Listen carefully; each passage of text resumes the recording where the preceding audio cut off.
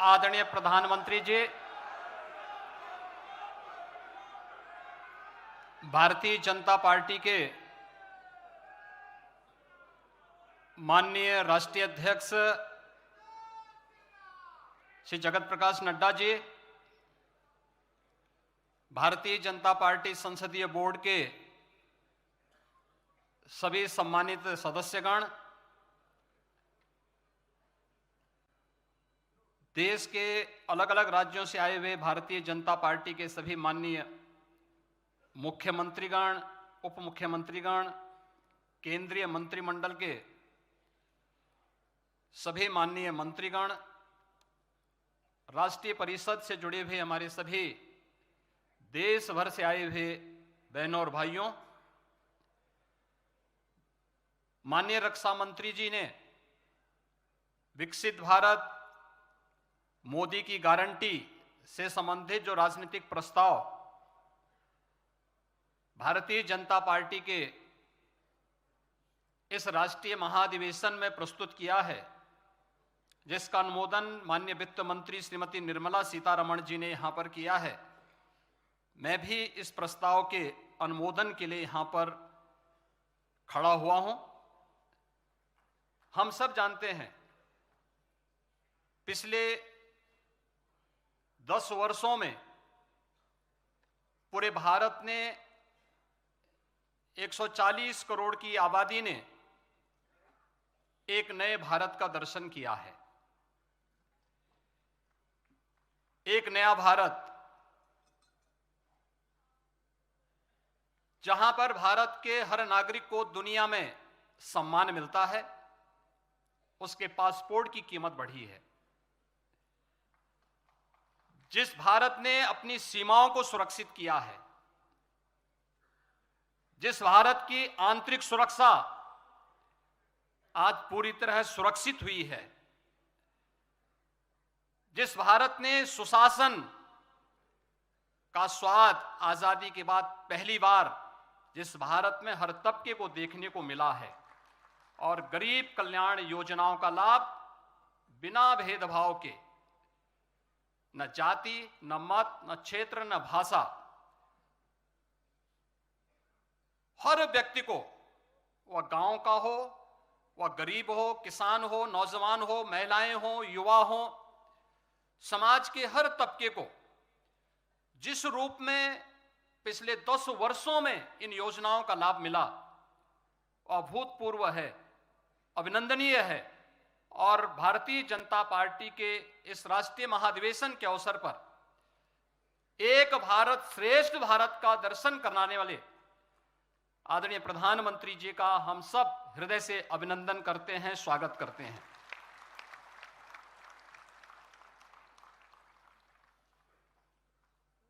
मैं चूंकि उत्तर प्रदेश से हूं, तो मैं वहीं से शुरुआत कर लेता हूं।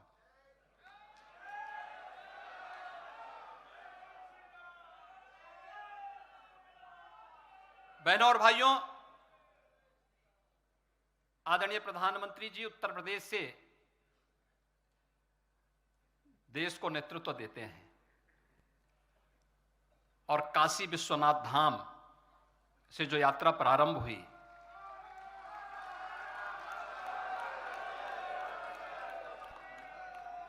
आज अयोध्या में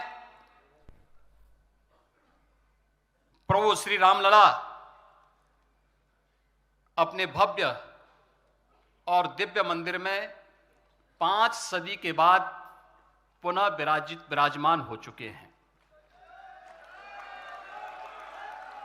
हर राम भक्त, हर सनातन धर्मावलंबी इस घटना से प्रफुल्लित है और भारत को इस दिन की प्रतीक्षा सदियों से थी। भाव विभोर करने वाला यह क्षण आज अयोध्या में देखा जा सकता है। 22 जनवरी को भी और 23 जनवरी को भी हम लोगों ने देखा था, पूरे देश भर से आए हुए श्रद्धालु जो जहां से भी आया, क्या भावनाएं थी और किस रूप में उमड़ती हुई दिखाई दे रही हैं। दर्जनों पीढ़ियां चली गईं, एक ही कामना के साथ, एक ही तमन्ना थी कि अयोध्या में प्रभु फिर से अपने मंदिर में विराजमान हो जाए, उसका भव्य मंदिर बन जाए। किंतु प्रतीक्षा और संघर्ष निरंतर जारी रहा। श्री राम जन्मभूमि संभवतः विश्व में ऐसा एक अनोखा प्रकरण रहा है जहां बहुसंख्यक समाज को अपने ही आराध्य के लिए उनकी जन्मस्थली पर मंदिर निर्माण के लिए सदियों तक प्रतीक्षा करनी पड़ी, संघर्ष करना पड़ा, हर स्तर पर इस लड़ाई को लड़ने के लिए तैयार होना पड़ा। संतों के स्तर पर बैरागियों ने, पुजारियों ने, नागाओं ने, निहंगों ने, बुद्धिजीवियों ने, राजनेताओं ने, वनवासियों ने और समाज के हर तबके ने जाति पाति, विचार दर्शन, पूजा पद्धति से ऊपर उठ करके राम काज के लिए अपने आप को उत्सर्ग किया और अंततः वह शुभ अवसर आ ही गया जब कोटि कोटि सनातनी आस्थावानों के त्याग और तप को पूर्णता प्राप्त हुई। आज हर श्रद्धालु की आत्मा प्रफुल्लित है और इस बात से भी पूर्वजों की साधना को सिद्धि में बदलने के लिए और मंदिर बनाने का जो संकल्प था और जहां संकल्प था मंदिर वहीं पे बना है, इसके लिए भी भारतीय जनता पार्टी का यह राष्ट्रीय महाधिवेशन अपने यशस्वी प्रधानमंत्री जी का हृदय से अभिनंदन करता है, उनका स्वागत करता है और आभार व्यक्त करता है। पिछले 10 वर्ष के अंदर पूरे देश के अंदर विकास की जो गति बढ़ी है, अगर उसकी स्पीड आप देखेंगे तो हम सबको बहुत एक नए आत्मविश्वास के साथ भरता है। पहले से आई थी, आज पूरे देश के अंदर हम सब देखते हैं कि जो देश के अंदर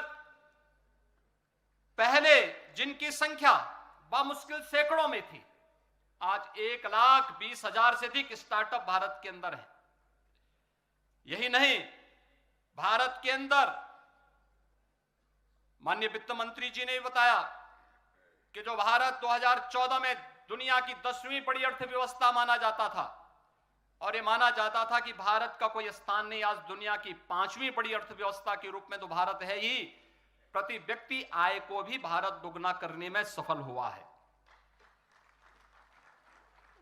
रेलवे के इंफ्रास्ट्रक्चर को लेकर के जो कार्य हुआ, रेलवे लाइन देश के अंदर इस दौरान जिस रूप में बढ़ाने का कार्य हुआ, वह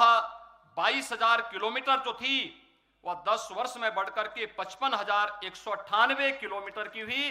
और वंदे भारत और अमृत भारत जैसी ट्रेनें आज भारत को वर्ल्ड क्लास पब्लिक ट्रांसपोर्ट की एक बेहतरीन सुविधा के रूप में हम सबको मिली है। आज भारत के अंदर सड़कों के निर्माण के रूप में अगर आप देखेंगे, हाईवे आज जिस गति से बढ़ रहे हैं, जो पहले 60 से 65 किलोमीटर प्रतिदिन की भी जिनकी रफ्तार नहीं थी, आज 130 किलोमीटर पर डे के हिसाब से भारतीय जनता पार्टी की प्रधानमंत्री मोदी जी के नेतृत्व की सरकार ने पिछले 10 वर्ष में इस स्पीड को आगे बढ़ाने का कार्य किया। और देश के अंदर न केवल इंफ्रास्ट्रक्चर के लिए 7 एम्स से बढ़कर के 22 एम्स होना, आईएम 13 से बढ़कर के 20 होना, आईआईटीज की संख्या 16 से बढ़कर के 23 होना और मेडिकल कॉलेजेस की संख्या 387 से बढ़कर के 660 होना, यह नए भारत की तस्वीर कह रहा है, जो केवल बोलता नहीं है बल्कि करके दिखाता है। और यह संभव हुआ है प्रधानमंत्री मोदी जी के विजनरी और यशस्वी नेतृत्व में। अगर हम किसान देश के अंदर गरीब कल्याण की बात देखें, पिछले 10 वर्ष के अंदर 12 करोड़ किसानों को प्रधानमंत्री किसान सम्मान निधि के माध्यम से उन लोगों को लाभान्वित करने का कार्य किया गया। प्रधानमंत्री आवास योजना के माध्यम से 4 करोड़ गरीबों को बिना भेदभाव के आवास की सुविधा प्राप्त हुई। प्रधानमंत्री उज्ज्वला योजना में 10 करोड़ से अधिक गरीबों को निःशुल्क रसोई गैस के कनेक्शन उपलब्ध होते हैं। उज्ज्वला योजना में स्वच्छ भारत मिशन में 12 करोड़ गरीबों के घर में शौचालय बनकर के उन्हें स्वस्थ होने की गारंटी भी दी जाती है और नारी गरिमा की रक्षा भी इसके माध्यम से की जाती है। जनधन अकाउंट में 52 करोड़ से अधिक गरीबों के अकाउंट खुलते हैं। सौभाग्य योजना में 3 करोड़ से अधिक गरीबों के घर में यह सुविधा उन्हें उपलब्ध करवाने का कार्य किया जाता है। प्रधानमंत्री जीवन ज्योति बीमा में 19 करोड़ से अधिक, प्रधानमंत्री स्वनिधि योजना में स्ट्रीट वेंडर में 65 लाख से अधिक स्ट्रीट वेंडर। पहली बार गरीब पटरी व्यवसायियों के हित के बारे में किसी सरकार ने कार्य किया है, सोचा है और उसको प्रभावी ढंग से लागू करने का कार्य किया है। यह प्रधानमंत्री मोदी जी के यशस्वी नेतृत्व में संभव हो पाया है कि आज 65 लाख से अधिक स्ट्रीट वेंडर इस योजना का लाभ ले पा रहा है। अटल पेंशन योजना में 6 करोड़, मातृवंदना योजना में लगभग 4 करोड़ और पीएम स्वामित्व योजना में देश के अंदर लगभग 1.5 करोड़ गरीबों को जहां पे उसका आवास है वहीं पर उसे मालिकाना अधिकार भूमि का प्राप्त देने की गारंटी, यही मोदी की गारंटी है। और इस अवसर पर हम कह सकते हैं कि 10 वर्ष अंत्योदय से एक विकसित अर्थव्यवस्था तक, इंफ्रास्ट्रक्चर से ईज ऑफ लिविंग तक, ईज ऑफ डूइंग बिजनेस से निवेश के ड्रीम डेस्टिनेशन तक, कृषि और किसान कल्याण से लेकर के गरीब कल्याण तक, आस्था से आजीविका तक, शिक्षा एवं स्वास्थ्य से स्वावलंबन तक और अपनी विरासत की प्रतीक भारतीय संस्कृति को देश की समृद्धि के उच्च सोपान तक पहुंचाने के विकसित भारत की इस परिकल्पना को साकार करना, यह मोदी गारंटी से ही संभव हो पाएगा और मोदी गारंटी ही विकसित भारत की गारंटी बन सकती है। इस विश्वास के साथ 2024 में जब हम सब 2024 के चुनाव के पूर्व हम जा रहे हैं तो एक बार फिर से मोदी सरकार के संकल्प के साथ जब भारतीय जनता पार्टी का राष्ट्रीय महाधिवेशन यहां पर एकत्र हुआ है, इस अवसर पर हम विश्वास के साथ कह सकते हैं कि 2024 में एक बार फिर से आदरणीय प्रधानमंत्री मोदी जी के नेतृत्व में तीसरी बार भारतीय जनता पार्टी और एनडीए मिलकर के 400 पार का लक्ष्य अवश्य प्राप्त करेगी। इस विश्वास के साथ मैं माननीय रक्षा मंत्री जी के द्वारा प्रस्तुत इस राजनीतिक प्रस्ताव का अनुमोदन करता हूं। धन्यवाद। जय हिंद।